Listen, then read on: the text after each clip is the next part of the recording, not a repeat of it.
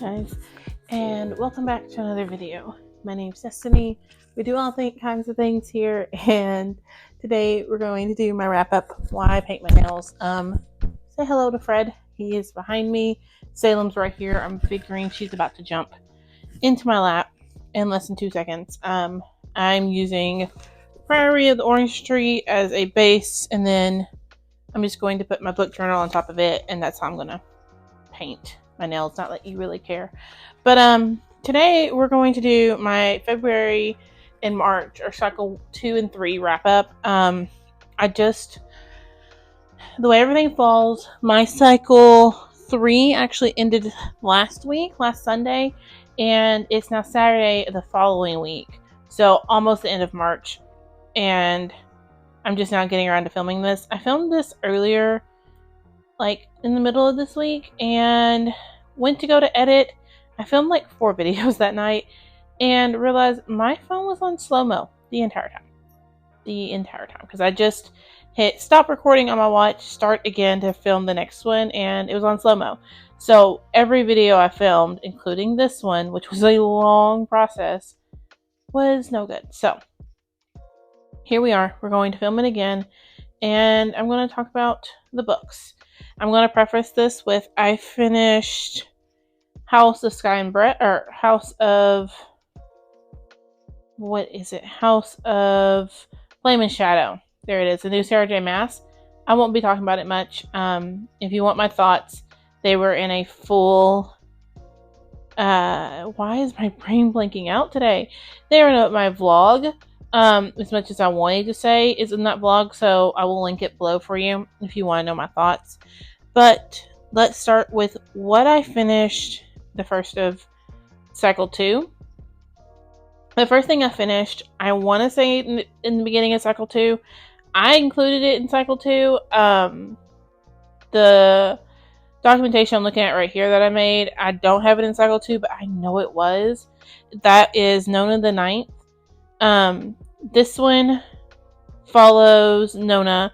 Nona woke up about 6 months ago and has no clue what's going on. She's relearning everything. She has no clue what names are. She is like a baby. A full-grown English-speaking baby, but a baby as far as like memories, and as far as her memory goes, she is a full-on like toddler baby. And she lives with 2 other people, technically 3, and she is trying to figure out what's going on and who she is. They're testing her to figure out who she is. If you have read Gideon the Ninth and Harrow the Ninth, then this will make sense. If not, I'm trying to keep it as vague as I possibly can for not to ruin those 2 for you, but we're trying to figure out who Nona is. They call her Nona for now just because they had to give her a name to call her, and they don't want to call her about the wrong one and trip her up of who she is. This one is the epitome of roll with the motherfucking flow. If you like a book being explained to you as it goes, you're not okay with ambiguous writing or ambiguous stakes, and you're not okay with like trying to figure things out as they go, Nona is not for you. Neither is Harrow, if I'm being honest. The Locked Tomb series, if you cannot roll with the motherfucking flow, do not read this series. It is not for you. You're not going to enjoy it. Because I remember starting Harrow and starting Nona too and going, the fuck, did I miss a book? I researched for a long time trying to figure out, did I miss a book in between something? Did I miss something? And even after I finished Harrow, I was still a little confused and had to go on like the fandom websites to figure out exactly what happened because I was a little confused. But it made me love it even more, and I want to reread them because I was confused and I want to know more. Next, I finished... I'm trying to get these in the right order. I finished A Court of Rings and Ruin by Sarah J. Maas. A Court of Rings and Ruin used to be my favorite. Watching Freya and Raisin be together and watching them become the power couple they are, and the war and everything, it was my favorite. Now, just due to my own personal journey, A Court of Mist and Fury is my favorite, and Court of Rings and Ruin, don't get me wrong, was still good upon reread. I still really enjoyed it and loved it, but I did not love it as much as I did the first time I read through it. Next, I finished The Bells. This is a YA fantasy that follows Camilla. Camilla is a belle. In this world, we are born gray and lumpy and just like lacking of all beauty due to the goddess of beauty falling in love with humans and her husband cursed the world. I can't remember who her husband was. I want to say... Yeah, I don't even want to try to guess at it. I can't remember what it is, who he is, because we get the lore like the very beginning of the book and it's never mentioned again. The goddess of beauty is mentioned, but as far as who her husband was and how they ended up, like that's not explained more than just the one time, and this has been 2 months at this point since I read it. But Camilla has powers where she can shape other humans. She can make them beautiful. That was the goddess of beauty's gift to them. And of course, as in all YA fantasy, something's not right. There's a corruption below that Camilla starts to learn and kind of fester out. This one I ended up giving 4.5 stars, and only because there's not a sequel and I desperately wanted the sequel. I want to know more. I fell in love with the characters. I fell in love with the corruption kind of side of it, and I wanted to know more about it. Like, how did we get here? What is really going on here? Like, I had questions, and with it being the first book of the series, those questions would have been answered in later books, but since we never got the next book, those questions were left unanswered. Next, I read Home Before Dark by Riley Sagar. This one, I have mixed feelings about it still. This follows a woman whose father wrote a best-selling non-fiction paranormal account of what happened the night they ran out of the house she's been living in, and she's rebuilding. And you get chapters of her in present day and the experiences she's having in the house as she's starting to renovate it, and then you're getting chapters from the book he wrote. And I listened to this audibly. I loved it up to like the 80% mark. I was there for it. I was creeped out. I remember getting to like the 80s, 82, 83% and could not finish it because it was dark outside and I was already getting creeped out. I live alone with just me and my toddler, so I was no. The dog moved in her kennel and I was awake going, what the fuck was that? Like, I could not finish it. So I finished it the next day on my way to work, and honestly, I was disappointed. I was so disappointed. And I've said this in vlogs, but if you don't watch vlogs, I completely understand. But let me know, is all of his books that way? Because if they are, I don't know if I want to read another Riley Sagar, because I don't want to spoil it. The ending ruined it for me. The build-up was so believable and so good that I believed it. Like, I was there. And then to find out the ending, I was just like, I'm mad. Like, really? Really? You pulled my leg for way too long. Next, I finished Mislaid and parts half unknown. Or half known. Half unknown, half known. I always get that one wrong. Let's see. Am I right or am I wrong? I'm right! Mislaid and parts a half known. This is the next in the Wayward Children series by Shauna McGuire. I love this. I gave it 5 stars. I've heard other people online talk about it was the weakest of the books, and that they weren't really there for it. They can't wait for the next one though, kind of thing. I was there for it. I think it gave us a sense of finality and a full circle kind of moment to see where our characters may end up in the future, how they're going to end up as adults, and watching Ancy kind of take her own power back and become the authority for the place that took her childhood, I think was just beautiful. Next, I finished last night Telegraph Club. This one follows a Chinese American girl, and 1950s Chicago, and she is learning about her own queerness. She's learning that she is queer, and you're experiencing that with her. Like, she's learning that she is queer, and her and a friend of hers, Kathleen, go to a brain just went blank. They go to a nightclub for queer folks, and she learns what it is to be queer, what it means to be queer, and all that good stuff. And of course, her family is not accepting, and she just has to grow up. Basically, it was so good. I recommend this for anybody who has a queer child. I say a queer teen, because I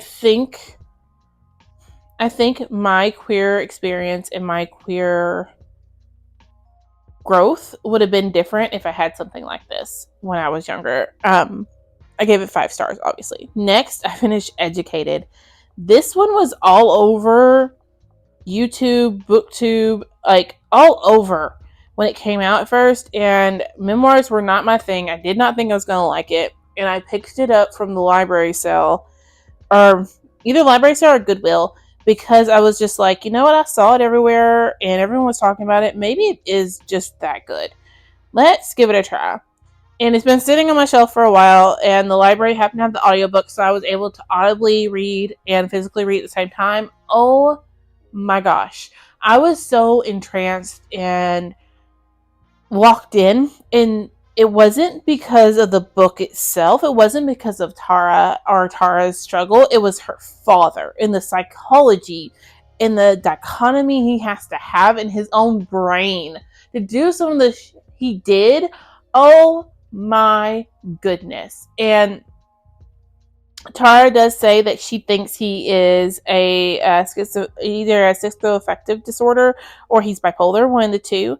And honestly, it is the most interesting thing I have ever read. Not only did she overcome the fact she had never been in a classroom until she was 17, she had this father who did not believe in modern medicine, did not believe in government. He believed in the days was coming, and like at one point blows his own face off. I mean, just crazy. It was fascinating, just fascinating. And then I think what really hooked me, and I will definitely be rereading this, was when she talked about how she raised her hand in her college class and asked, what did the word Holocaust mean? And no one would speak to her. The friends she had just made in class did not want anything to do with her. They thought that she was joking because she had not let it be known that she had never been to a school before. She had never learned about history. She had no clue. And it wasn't until she got to Googling on the computer that she realized what a egregious mistake she made and how she knew so little. It was fascinating. And knowing that I want to say she got her PhD in history, actually. Like, that experience really drove her to what her calling was fascinating. Next, I finished Akata Witch. And I could be saying that wrong. I've said it Akata. I think it's Akata. This is a YA fantasy that follows Sunny. Sunny lives in Nigeria. She is albino, and she finds out one day that she has magical powers and that she's what they call a leopard person, a person possessing this magic. And her albinism actually allows her to have special powers, so she can travel very fast in the spirit realm. She kind of has one leg in both. And the book is basically her learning her powers, learning who she is, and making friends, and her 3 good friends facing the big bad and trying to stop him. He's murdering children. So they're trying to stop him from doing that and bringing an even bigger bad into the world. I love this. I gave it 3.5 stars. I think it did not have enough world building for me, but I'm an avid fantasy reader. Most of what I pick up is fantasy, so that could be why. But I still thoroughly enjoyed this, and I think that it is perfect for anyone who's looking to get into fantasy, like they're wanting to dip their toes into it and they're just kind of looking for something to get started. This would be perfect. Next, I finished one that honestly I don't want to talk about. The next two I don't really want to talk about. I finished The Program and then I finished Girl in Pieces. Both I gave The Program 3 stars and giving Girl in Pieces 4.75. The Program I just did not want to take. I think I might take it down to a 2-star. I did not like the way it handled suicide. I don't like the way it talked about depression. I think I want to say it was written in. Yeah, it was written, or it was published in 2013, so that could say a lot because it's been 11 years, and the way we talk about mental health and we discuss suicide and depression and all of those things are vastly different than what we did in 2013. I graduated high school in 2013. So that kind of comes in, but it is very much like early aughts YA. It just was not my piece of cake at all. Girl in Pieces, it was just hard to read, and reading two of them back to back that have heavy trigger warnings for mental health and suicide and self-harm was hard. And Girl in Pieces, I think, is perfect for anyone who has ever suffered through that, who's ever been, who's ever suffered from self-harm or suicidal thoughts or anything like that. Girl in Pieces is a love letter to them, and it makes you feel less alone. It makes you feel like, okay, I am not the only person who has went through this. I am not broken. I am not unlovable. Just because I had these thoughts and I have went through this trauma. That is what Girl in Pieces definitely is. Next, I finished Shipwrecked. I gave this 4 stars, which is a little high in my opinion. I found this to be lacking is the word. Shipwrecked, we're following 2 characters who have a one-night stand. She runs out of the room. She wants to never see him again and ends up at a casting call with him. And they end up working on the same TV show for the next 6 years. After the said one-night stand, they're not interested in doing it ever again. And they, like I said, they end up in the casting call, and they have to work side by side. And of course, it's their love story. It is a romance. There's not a fade to black or anything. My issue with this was we never saw them on camera. We hear that 6 years has went by. We hear that we get told everything. We're not shown really anything. And that frustrated me, because if they have been on camera for 6 years, they've had this budding friendship, we should see some of that. Like, give me something. I will take anything. So, like, give me, okay, here's what their first scene kind of looked like. Here's 2 years later, here's where we're at. That kind of thing would have been nice, but instead it just felt like we started with them. It told a little bit here. It told us what it was like. It told us about, like, cute little things he was doing, and then we jumped to 6 years and they're together. There was no build up, and I missed that.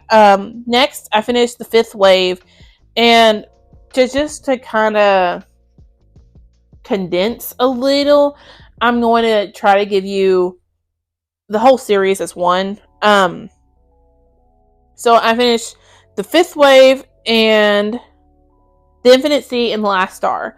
I gave Fifth Wave with 3.75. The Infinite Sea was 3.75, and The Last Star was a 3. So overall, it was about a rating of 3.5 is the average. I hated this. I finished The Fifth Wave, and I thought it was okay, and that's why I went to the second one. When I got to the second one, I thought, okay, this must be middle book syndrome. That's what's going on here. It's just middle book syndrome. It'll pick up in the last one. It didn't. I think that for a YA perspective, if it's a young adult getting into apocalyptic writing, or they're looking for like a post-apocalyptic kind of thing, I think it would be perfect for them. But for me personally, I think that it just didn't do enough, and I wanted to know more, and we learned really nothing. And I don't want to spoil it for you. Most of my thoughts are spoil filled, but just know that it did not do enough. And if you have another recommendation for Cursed Contact with Aliens that you thought was just chef's kiss, please let me know, because I'm looking to pick it up, because this was not it. Next, I'm up to date in this series, so I'm going to talk to you about both of them. I finished Everyone in My Family Has Killed Someone, and Everyone in This Train is a Suspect. I love Ernest. I find him as adorably campy as I do Finley. If you've ever read the Finley Donovan series, if you read Finley Donovan, what's the first one? Finley Donovan is Killing It, and loved that, you are going to love Everyone in My Family Has Killed Someone. Those two go together beautifully. Ernest is a little bit of an idiot, but he's an honest idiot, at least. So everyone in my family has killed someone. You meet Ernest. Ernest tells you that everyone in his family has killed someone, and you're about to learn about murders. And here's the murders. Murders happen in these chapters. The reveals happen here, and I'm going to be as honest with you as I can. I make stupid decisions in the moment, and I'm an idiot in the moment, and I'm not going to try to hide that. I'm not going to try to do any of that. Here is it all. He tells you that he writes manuals for how to write a murder mystery. That's what he does for a living. And he sent his brother, I want to say you learned this pretty early on, he sent his brother to jail for murder, because he helped his brother dispose of a body. And yeah, so they find a body. They found a man murdered in the middle of in the middle of basically like a blizzard, and they're stuck. It's a locked door mystery. And you kind of go along with Ernest. He is writing this after the fact. He's writing this as if these events have already happened, and I'm just recounting them to you in this novel.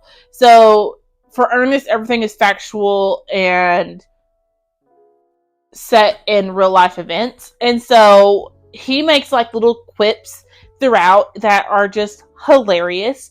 Everyone in this train is a suspect, is following Ernest. He is riding the high of his supposed success with his first book, and his agent has given him a advance for his next book, and Ernest can't seem to get it done. They want him to write a fictional murder mystery, and Ernest just is not there. It's not working. It's not clicking.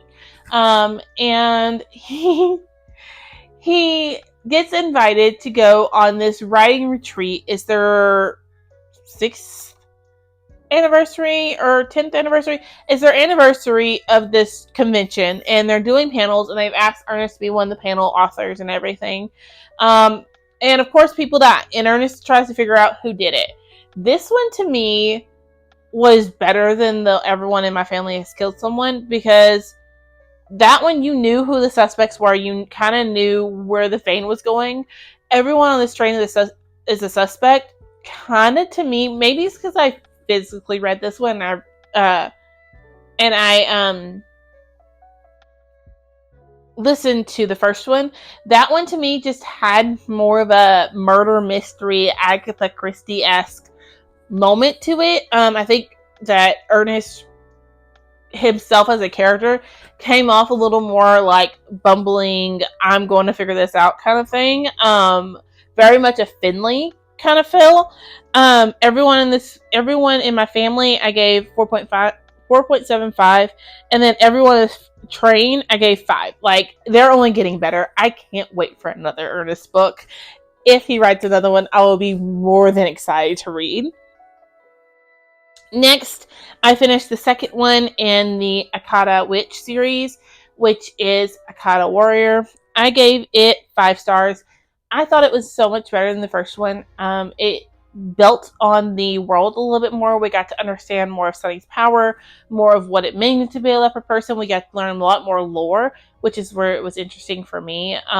Getting to see different creatures and different lore and what it really meant for her to be a leopard person and be in that environment was chef's kiss. Next, I finished House of Flame and Shadow. I gave it 4.75 stars. I honestly loved it. And it took a lot of reflection after finishing it for me to love it. But let me just say that. I think that it was never meant to be a Court of Thorns and Roses book. It was part of the Crescent City series. And I think Sarah did a really good job of separating the two and giving us what she set out to give us and not what we wanted. And sometimes that's how it is in life. Next, I finished the Infinite Star and the Infinite Sea and Last Star, so I've already talked about those. I finished The Silent Patient. And holy shit, Batman. I am so happy I did not go down a rabbit hole for this one researching it, and I just went into it kind of blind because I think that if I had researched it at all, I would have been spoiled and been mad. This book follows Alicia. Alicia is a patient in an asylum, and she shot her husband 5 times in the face. And no one knows why, because she promptly shoots him 5 times in the face and never utters another word. Not in her defense, not to negate anything they're saying about her, not for anything. She says absolutely nothing. And you're left wondering what the fuck happened in that house. You're following Theo. Theo is a criminal psychiatrist, and he is going to try to get Alicia to talk. His goal is to get Alicia to talk about what happened and how did she get there. And you kind of wonder, did she do it? Like, how much proof is there? Like, I know their fingerprints are on the gun and everything. They find her all bloody, but did she really do it? What happened there? So you're following a dual timeline. You're following Alicia while she's in an asylum, and Theo is treating her. Like, you're following Theo as he's treating her, and then you're also following Alicia's diary entries, and you're reading those, and you're kind of seeing where her mind was right before everything happened and what the hell is going on, kind of thing. That ending reminded me of Never Lie by Freida McFadden. If you've read that one, you will love The Silent Patient. I'm not going to say it has the same ending. It doesn't. It has its own spin on it, but oh goodness, is it good. I read Never Lie before I read Silent Patient, and I still didn't see the ending coming. I think that The Silent Patient is almost a perfect thriller, because I questioned a lot of things in the beginning, and I went back and reread some of my annotations, and I'm happy I annotated it because I questioned a lot beforehand and still did not catch the ending. Next, I finished Locked Door by Freida McFadden. This is my lowest rated Freida since I started reading her, and I gave it 3. I saw that ending coming. It was not my favorite of hers. I think the writing was just mediocre in my opinion, and I wanted more. I do have the teacher that I want to read next, but I'm going to physically read it because I've been listening to all of her books, so I want to physically read and see what I think. But yeah, Locked Door was just nothing to write home about. It is following a surgeon who, her patients, her young woman patients start going missing, and they're being murdered the same way her father murdered girls when she was a teenager. She was unaware that he was murdering girls down in the basement, and now these girls are going missing and being murdered. And obviously the cops think she did it. You are in her perspective, so you think that she didn't do this. Like, I'm in her perspective. I'm watching. It's like, she didn't do this. What is going on here? And so now you're trying to figure out what is going on, who did it, and why. And I saw the ending coming. Like, it was kind of obvious at first. So yeah, I did not think I was going to see the ending coming, but then when I was right, I was kind of disappointed. Next, I finished Hidden Figures. This follows the mathematicians of NASA, well, what now is NASA, and how they got there, the black mathematicians. And I have seen the movie. I've seen the movie a couple times. I actually own it, and I personally thought that it was a fictional story. I didn't realize it was true events. The book to me is much more informational and lends itself to be true events. Like, you get actual dates and everything. I feel like the movie did not do it justice. I gave that 5 stars. Absolutely loved it. Next, I finished 2 that I'm not going back. I finished Agatha's First Case and then Agatha in the Murderous Marriage. It was a cozy mystery series that my library happened to have available for me, so I thought, why not? Let's pick it up and give it a try. Wasn't for me. Agatha's First Case was. It was cute. It was campy. It was what I was looking for.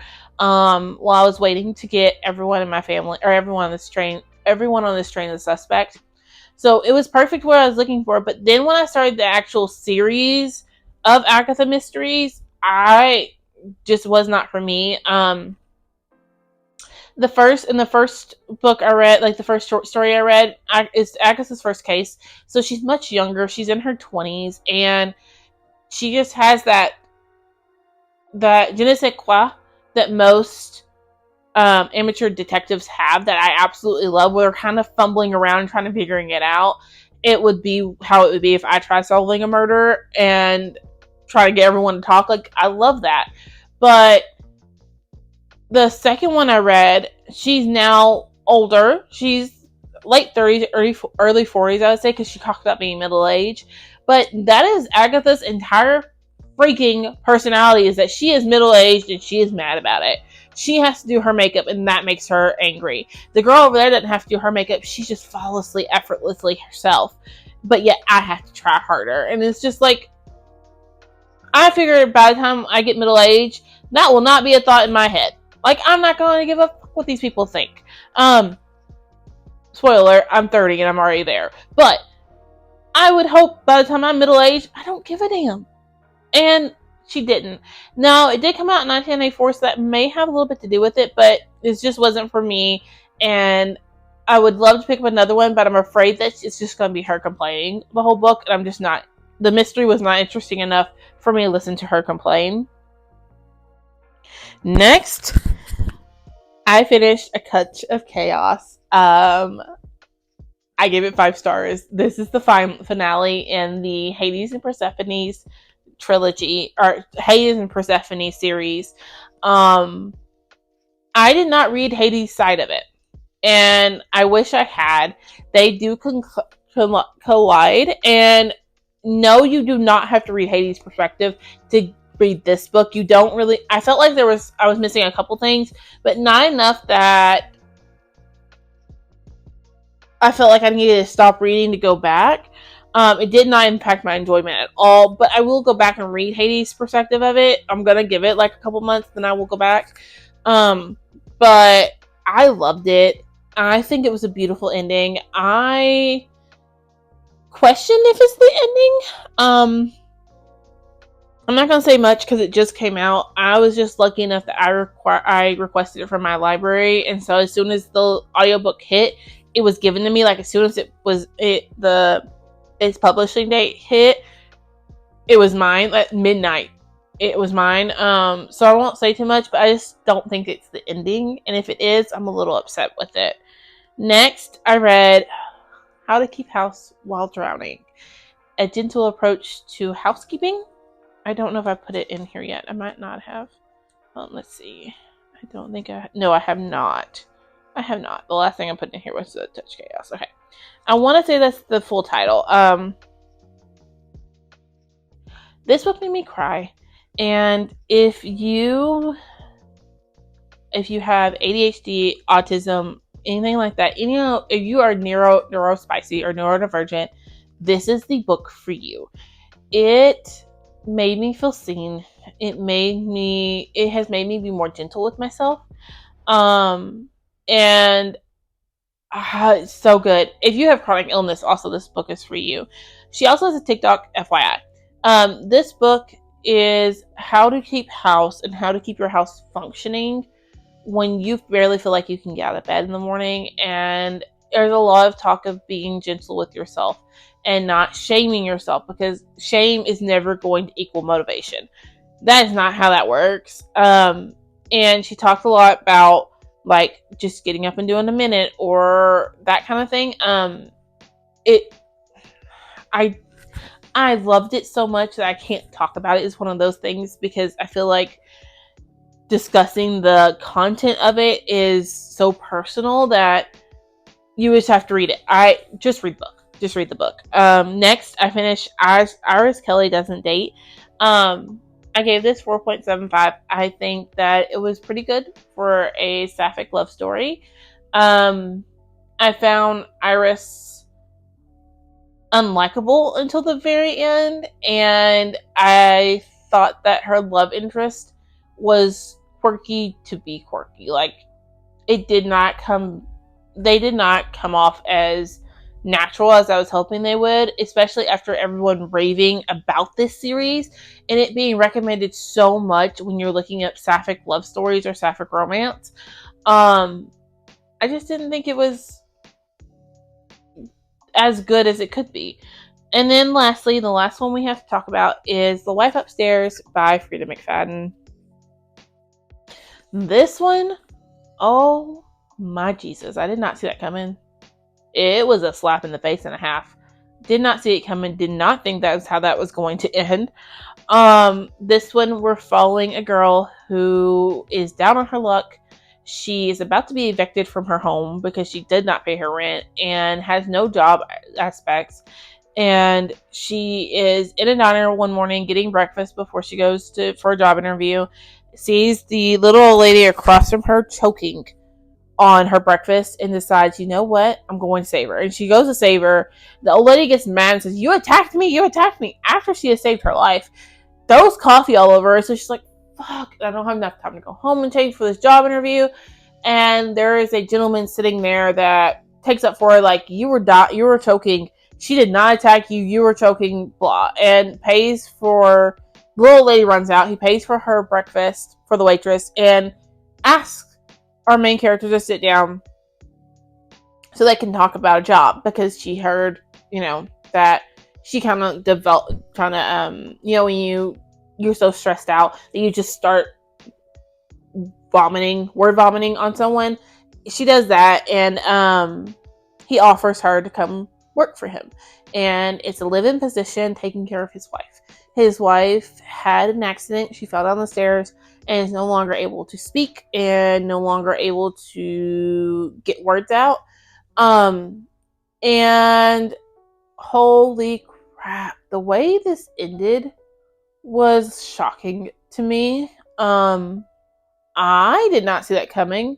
And it has a late twist that was like, what the fuck? I remember I finished it, listening to it. I was just at my desk staring at the wall for a good 2 minutes because I was like, what did I just read? They did what? Huh? Yeah, it was good. Yeah, so there you have it. Those are the 30 some odd books I have finished the last 2 cycles. I am currently sitting at 44 books for the year finished. My goal is 100. So I'm on track. I am enjoying everything I'm reading. I have DNF'd a couple that I probably won't even talk about because I DNF'd it. There's no sense in speaking of it. But yeah, that's where I'm at. Where are you at in your goals? Have you finished anything?